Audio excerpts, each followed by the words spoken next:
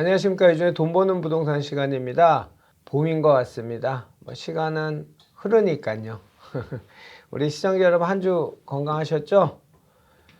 자, 오늘도 여러분께 좋은 부동산에 관련된 정보 드리도록 하겠습니다.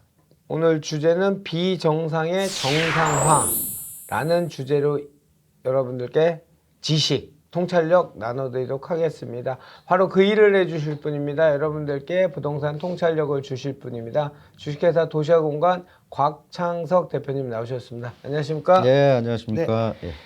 비정상의 정상화, 제가 사전적인 의미는 과거로부터 지속되어 온 잘못된 관행과 비리, 부정부패를 바로잡는 것, 이렇게 정의할 수 있는데, 네. 이거는 기울어진 운동장이 된 지가 이미 한참 돼서 참 힘들 것 같아요. 저희가 개인적으로 몸이 조금 아파도 명현 반응이라 해서 낫기 위해서는 조금 더 많이 아프잖아요. 그 과정이 많이 힘들 것 같은데 어떻게 보십니까? 그러니까 이제 지금 뭐 부동산 분야뿐만 아니고 뭐 모든 분야가 이제 비정상이 정상화가 돼야 되는데 그러게요. 이번에 특히 부동산 쪽으로는 그 이제 새 정부에서 큰 슬로건으로 내건 게 비정상의 정상화더라고요. 아, 그렇습니까? 예, 아, 예. 예, 예. 그 뭐 공약 사항에도 보시면 나오는데 예, 뭐 예. 구체적인 내용들 뭐 모두에 예, 맨 예. 위에 보면은 시장 비정상화의 뭐 정상화, 비정상의 정상 이렇게 돼 있는데 그 조금 개념도 애매모호하고 또 사람들 생각도 다 다를 것 같아요. 그렇죠. 그래서 이게 이제 비정상이 정상화돼가는 과정도 짧을 것 같지는 않고 상당한 또 기간도 걸리고 예, 예. 그리고 뭐 고통도 따를 것 같고 그런데 이제 말씀드리고 싶은 건 이제 어떤 게 비정상인지부터 알아야 서로 생각이 다르잖아요. 어떤 사람은 그렇죠. 이게 비정상이라고 그러는데 이게 아니다 정상이라고 그럼요. 예, 얘기하는 다 사람도 다르니까. 있을 수 예, 예. 있고 그래서 이제 특히 부동산을 중심으로 뭐가 비정상인지 우리가 이제 비정상이라고 하는 것도 오랜 기간 동안 그런 환경에서 살다 보면은 그게 정상처럼 느껴진다고요. 그렇죠. 예. 그래서 그게 당연한 건가 보다 하고 또 받아들이는. 익숙한 거에 금방 사람들은 수능 적응을 하지 않습니까? 그렇죠. 뭐 예를 들면 지금 북한 주민들은 본인들이 그렇게 살고 있는 게 정상이라고 생각할 수 있거든요. 그렇죠. 너무 오랜 기간을 맞습니다. 뭐 거의 반세기 이상을 그렇게 살다 보니까 이렇게 사는 게 당연한가 보다 할 수 있는데 우리 이제 5년이었는데 예. 이 5년에도 상당히 익숙해져 있거든요. 그래서 이제 어떤 것들을 고쳐야 되는지 어떤 게 비정상인지 뭐 그런 거에 대해서 좀 말씀드리려고 그래요. 시작은 어쨌든 부동산에 관련된 얘기를 해주신다고 하니 17년 파리 대책으로 이제 촉발이 된 모든 것들이 다 비정상이라고 보여지는 거죠. 예, 그렇습니다. 뭐 파리 대책으로 촉발된 건데 우선은 현재 제가 비정상이라고 느끼는 거는 예, 예. 이제 시장의 기능을 아예 무시한 거예요. 예. 예. 뭐 개별 대책으로 보면 굉장히 뭐 많죠. 뭐 청약에 관련된 것들도 좀 굉장히 복잡하고 예, 예. 뭐 또 세금에 관련된 것도 너무 복잡해져 가지고 이제 세금 계산을 그 누구도 할 수 없는 상황까지 맞습니다. 와 있는 거고요. 또 뭐 재개발 재건축도 마찬가지입니다. 네, 뭐 초과이익 환수제라든가 뭐 거래 금지라든가 이런 게 그냥 일상화돼 있어요. 분양가 상한제도 마찬가지고. 예, 그게 당연한 것처럼 맞습니다. 우리가 받아들이고 있는 것들이고 그리고 이제 정부에서 집값을 떨어뜨리기 위해서 시장에 개입하는 것 자체를 당연하게 생각하고 있어요. 다주택자의 숫자는 전체로 보면 18%뿐이 안 되니까 예, 예. 이제 국민의 이제 82%는 다주택자가 아니에요. 예, 예. 근데 18%만 다주택자인데 다주택자가 가지고 있는 주택은 60%에 해당되거든요. 그렇죠. 그러니까 이렇게 이제 다주택자를 규제를 해서 이 사람들을 집을 팔게 해야 된다. 다주택자에게 불이익을 줘야 된다는 생각도 그걸 정상으로 보고 있는 거예요. 그리고 다주택자들이 갖고 있는 집을 뺏어야 된다. 그러니까 타겟팅하기는 좋았던 거죠. 정책을 예. 피는 과정에서 다주택자 투기권 이 프레임을 만들어서 예. 타겟팅하기는 좋았던 것 같아요. 그렇죠. 그래서 이제 사실은 다 이런 게 제가 볼 땐 비정상인데 그렇죠. 지금 다 그냥 정상으로 받아들이고 있는 겁니다. 예. 그래서 새 정부에서 뭐를 하겠다고 내놓는 것도 보면은 이런 비정상을 정상화하기 위해서 다시 말하면은 이제 죽어 있는 시장의 기능을 살리기 위해서 또 다시 시장에 개입하겠다고 얘기하고 있는 것 같아서 그게 좀 위험해 보이는 거예요. 예, 무슨 말씀이죠? 그러니까 시장이라는 걸 내버려 둬야 되는데 강력하게 개입해서 문제가 생겼으니까 또 이번에는 강력하게. 또 다른 분야로 개입해서 그걸 없애고 통제를 다시 하겠다는 걸로 읽힌다고요. 예. 그래서 좀 다른 나라들처럼 시장을 내버려 두라는 거예요. 예. 특히 이제 방금 제가 다주택에 대해서 말씀을 드렸지만은 지금 새 정부의 여러 가지 정책들을 보면은 이제 무주택이나 1주택자들을 위해서는 많이 풀겠다고는 얘기를 하고 있는데 예. 다주택에 관련된 것들 뭐 특히 뭐 종부세라든가 또는 다주택 취득세 중과라든가 예. 이런 것들은 풀리기도 쉽지 않아 보이고 만약 풀린다 하더라도 시간도 굉장히 오래 걸릴 것 같아요. 예. 근데 이런 이제 시장의 기능이라는 거는 그 결국 힘의 논리거든요. 힘이 센 사람이 여러 채 주택을 갖는 그런 구조로 되어 있는데 이게 근데 이제 더 시장을 효율적으로 굴러가게 하는 겁니다. 예. 그러니까 다른 나라들은 집을 여러 채라고 하더라도 그걸 직접적으로 뭐 못 가지게 강제한다든가 뺏는다든가 이런 생각들을 안 하거든요. 그렇죠. 근데 우리만 그렇게 하고 있는 거예요. 그래서 이런 시장 기능을 복원하지 못하면 무슨 일이 생기냐면은 처음에 말씀드린 대로 뭐 이렇게 민간에서 분양을 많이 하도록 그 청약 제도도 개편을 하겠다고 하지만 사실 다주택자를 계속 규제하다 보면은 분양이 안 된다니까요. 그렇죠. 분양이 안 나오면 이 문제가 해결이 안 됩니다. 또 다주택자들의 지금 종부세를 정말 이렇게 징벌적으로 막 그 몰수하다시피 뺏어 가다시피 이렇게 걷고 있는 이런 상황, 이런 게 지속되는 한은 전세난을 해결할 수가 없다는 거예요. 종부세는 요대로 진행이 되면은 엄청난 전세가 월세가의 폭등을 올 수밖에 없게 돼 있어요. 잠시 대출로 뭐 눌러놨지만 요즘 대출이 풀리고 있잖아요.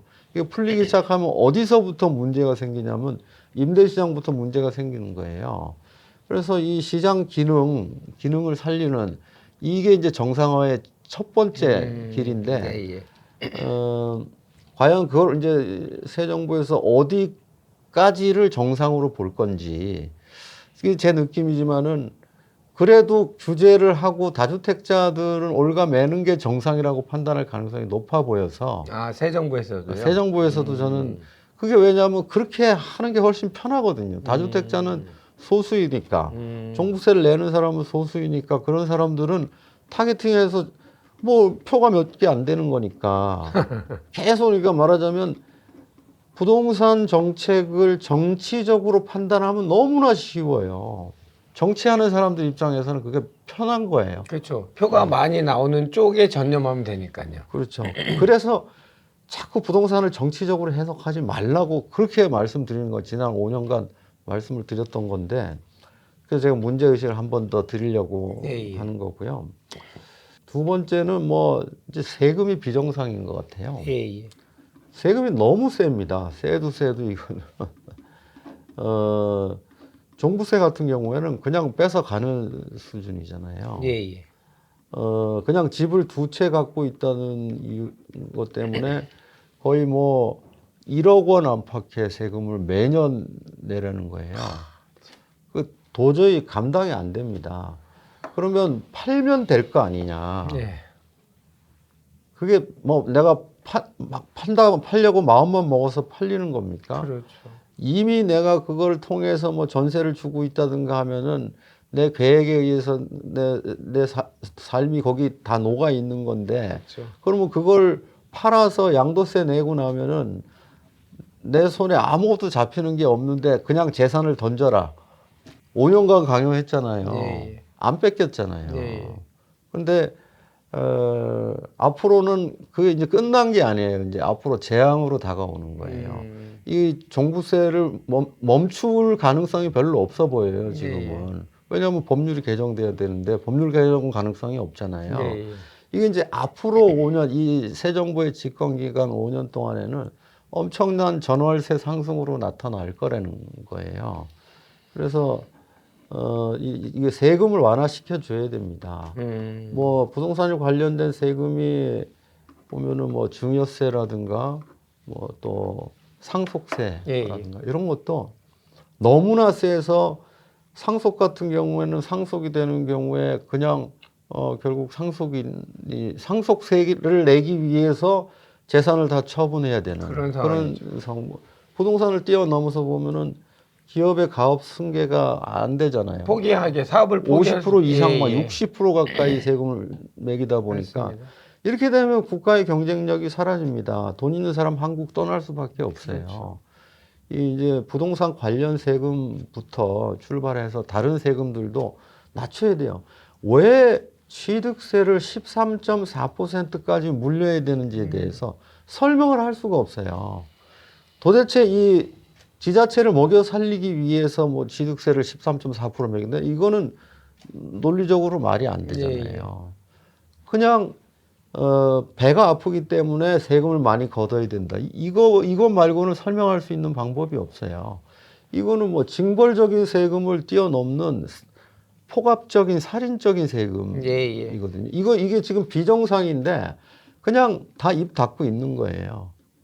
세금은 원래 이렇게 많이 내는 건가 보다. 왜냐하면 내가 내는 거 아니니까 남이 내는 거면은 이건 좋네. 뭐 나는 안 내고 남이 내니까 난 많이 세금 내게 하면 나는 혜택 많이 받겠네.